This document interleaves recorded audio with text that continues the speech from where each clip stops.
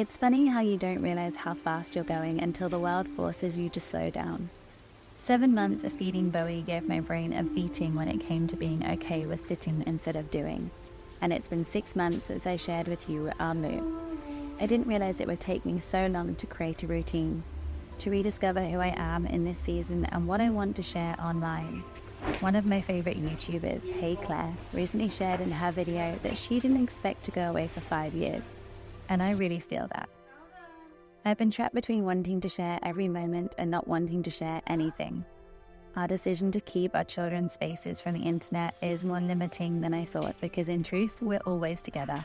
And often the moments I want to share most with you include them.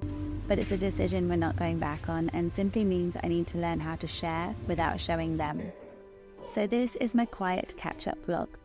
I wanted to share with you our slow moments because there is so much beauty in them and because, in truth, I've learned that I've been chasing the wrong thing. I have been chasing the big moments, which is why I often felt so empty and so lonely because big moments don't happen every second. Life is 80% mundane. When you put love into the mundane, that's where you find the most contentment. And if there is anything to come from us moving overseas from England to Costa Rica, it's joy in finding the mundane. Something I hadn't thought about that at first felt like a struggle was not having access to home comfort. We quickly ran out of all the things we used back home, from supplements to hairbands and skincare, and it feels sad to say that it actually felt tricky trying to find a new routine while also navigating postpartum skin, hair loss, and everything that comes with fluctuating hormones. Not to mention the fact that deliveries here can take up to 6 weeks. There's no Amazon Prime, and what was affected most was my work with brands no longer wanting to work with me now that I'm out of the fast-paced Western world. I haven't worn makeup in almost 7 months. I haven't used heat on my hair or styled it other than to test out a couple of easy buns and twist braids that I saw on TikTok that were not as easy as everyone promised. I barely recognize myself exercise-wise. My diastasis from birth was pretty large second time around, and while I've had no pelvic floor problems, visually my stomach was making me sad, so I signed up to the new Reformer Pilates studio here as they had a 30-day introductory offer. And wow, you guys weren't kidding, Pilates is hard, but 100% what my body needed, as it's changing in the most lovely way. And I'm refinding my confidence in this new body. My workout routine here is a mixture of walking, swimming, 3 runs per week, and 3 Pilates classes a week, although I have just found a CrossFit space and I can feel the pull to go and lift heavy soon. I've come to realize a lot of things about myself here, some good, some that I'd like to change, and one of those is I realized I actually prided myself on being busy. It was my excuse for why I couldn't be present, and it was an excuse that served me well until I got here and realized it wasn't making me happy. Not being present and always being too busy is making me lonely and disconnected. I was consistently making my life harder by proactively procrastinating, and it meant I constantly felt like I was failing in all areas. Work life, motherhood, relationships. We could say that none of the hats I wear actually stay on long enough to fit. So I've decided that when I wear a hat, I want to be really in it. And truthfully, it's actually been easier to do so here because life forces you to slow down and everything is new. I'm finding my identity out here, and that means I have to make an effort.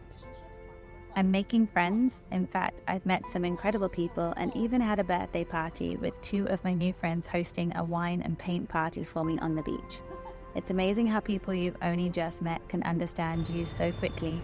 But when I think about it, I'm a more honest version of myself here, unafraid to show who I am because I feel safe enough that it'd be okay if they leave.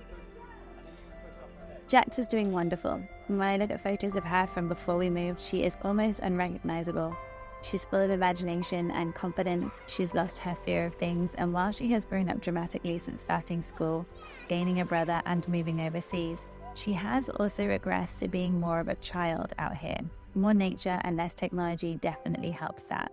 Not to mention poking a dead dog and stealing its toenail, and seeing kittens be eaten by a boa constrictor. There's certainly going to be some core memories to her life that we are excited to remind her of. Leon is thriving here. In truth, he's thriving more than I am. He's found great friendships, has dived headfirst into spirituality for the first time, and he started a run club, and it's beautiful watching him realize his potential. Relationship-wise, it's not all easy. We're trying to find ourselves, who we are together as a family and solo, and it's come with its frustrations. But we've actually had more date nights here than we ever did back home. It's easier to ask for help when you have to pay for it. And we found dance. We're about to start some surf lessons and paint lessons, and living by the light, we're connecting more. Less Netflix and chill, more chat and chill. I wish I could show you all Bowie. It's crazy to think we didn't really want another, only for him to come into our world and be the absolute missing piece. He eats, poops and sleeps and brings a love into our family that somehow hurts even more than when Jax arrived. Now I have 2 heartbeats walking around in the world. It's scary and beautiful at the same time. Costa Rica is a beautiful country and there are so many positives, but no country is perfect. It's true what they say. The grass isn't greener, it's different. It's been confronting because whenever it rains, the power goes out, and it seems no one in England can understand that, but truthfully, the rain brings a storm and the power goes out.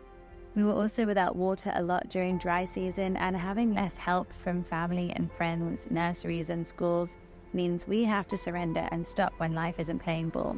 It's not so great for our bank balance, but it is good for creativity and working on ourselves. The last 6 months have shown me that in doing less, I noticed more, and that feeling of being trapped that I suffered with for so many years was 90% down to all the tabs I had open in my brain. It wasn't down to the location. I was trapped within my own mind and repeatedly listening to it telling me that I just didn't have time. It's taken 6 months, 2 cars, a quad, 3 different schools, and a week before we're about to leave this house to move to another, before I actually decided I wanted to share any update with you. And honestly, it's because I didn't feel I wanted to show up or what I wanted to say. But I do now. I want to be a space you turn to when you need to hear a pep talk or receive a comforting reminder. I want to be your free admission to delete some of the tabs in your mind and just be with me. It's crazy how not being productive is the most productive thing you can do for yourselves. And I'm excited to share more of my life with you. My camera is charged and our car is once again carrying the 6 suitcases we flew out here with.